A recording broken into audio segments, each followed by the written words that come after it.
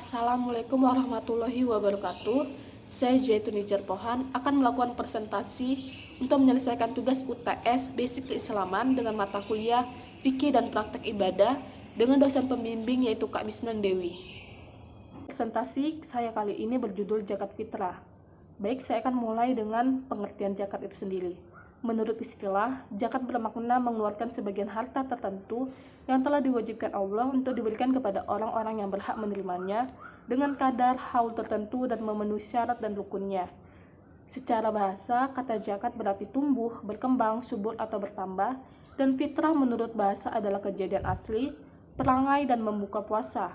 Sehingga zakat fitrah sendiri ialah zakat yang diwajibkan atas setiap jiwa baik lelaki dan perempuan muslim yang dilakukan pada bulan Ramadan hingga menjelang sholat Idul Fitri. Nah, ada ayat-ayat di Al-Quran dan hadis yang berbicara tentang zakat ini. Salah satunya surat Al-Baqarah ayat 110, yang artinya, dirikanlah sholat dan tunaikanlah zakat. Segala kebaikan yang kamu kerjakan untuk dirimu akan kamu dapatkan pahalanya di sisi Allah. Sesungguhnya Allah Maha melihat apa yang kamu kerjakan.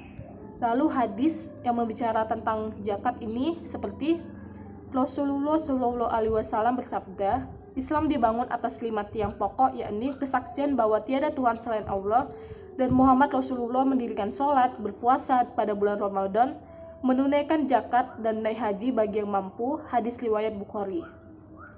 Kemudian kita masuk ke hukum. Nah, zakat ini sendiri merupakan rukun Islam yang keempat. Artinya, setiap orang yang beragama Islam wajib mengeluarkan zakat. Akan sempurna agama seseorang muslim ketika ia membayarkan zakatnya. Untuk karena itu, hukum membayar zakat adalah wajib bagi setiap umat muslim. Nabi Muhammad SAW juga mewajibkan umat Islam untuk mengeluarkan zakat. Kemudian kita masuk ke syarat wajib zakat. Syarat wajib zakat yang pertama adalah beragama Islam dan merdeka. Kemudian menemui 2 waktu, yaitu di antara bulan Ramadan dan Syawal walaupun hanya sesaat. Lalu mempunyai harta yang lebih daripada kebutuhan sehari-hari untuk dirinya dan orang-orang di bawah tanggungan pada hari raya dan malamnya. Lalu ada ketentuan tidak wajib membayar zakat fitrah, seperti orang yang meninggal sebelum terbenam matahari pada akhir Ramadan, lalu anak yang lahir selepas terbenam matahari pada akhir Ramadan, lalu orang yang baru memeluk agama Islam sesudah matahari terbenam pada akhir Ramadan, dan yang terakhir adalah tanggungan istri yang baru saja dinikahi selepas matahari terbenam pada akhir Ramadan. Nah, setelah membayarkan zakat, tentunya ada hikmah yang dapat kita terima. Hikmah tersebut tidak hanya kepada mereka yang menunaikan atau yang menerima zakat, tetapi kepada banyak komponen, di antaranya seperti perwujudan iman kepada Allah Subhanahu wa Ta'ala, mensyukuri nikmatnya, dan menumbuhkan akhlak mulia. Lalu dapat menghindarkan mujaki dari sifat kikir. Manusia pada umumnya memiliki kecenderungan untuk bersifat kikir, baik kikir pada diri sendiri maupun kikir terhadap orang lain. Sehingga dengan membayarkan zakat, melatih untuk merelakan sebagian harta yang kita miliki untuk membantu orang lain dan menghilangkan sifat mementingkan diri sendiri dan sifat keangkuhan.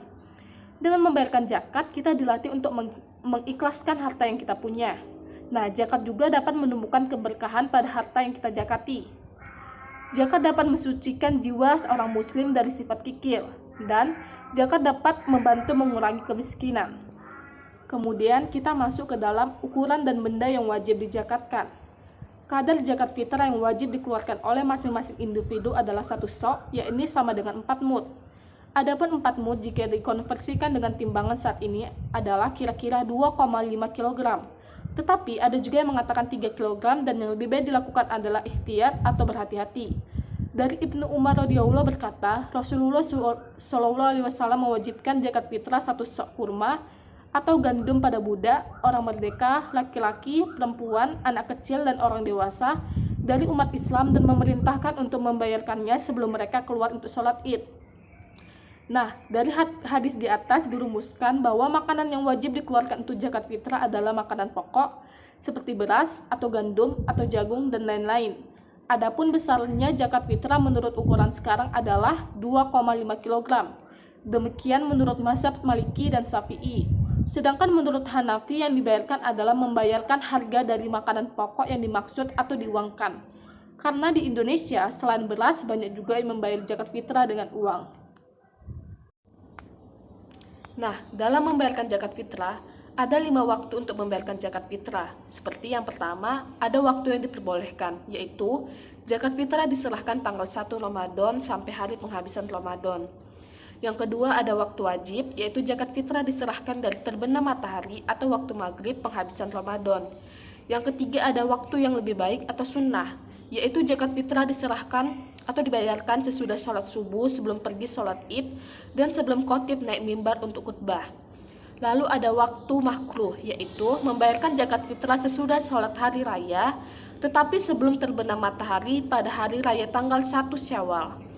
Lalu yang terakhir ada waktu haram, yaitu zakat fitrah dibayarkan sesudah terbenam matahari atau maghrib pada hari raya Idul Fitri tanggal 2 Syawal.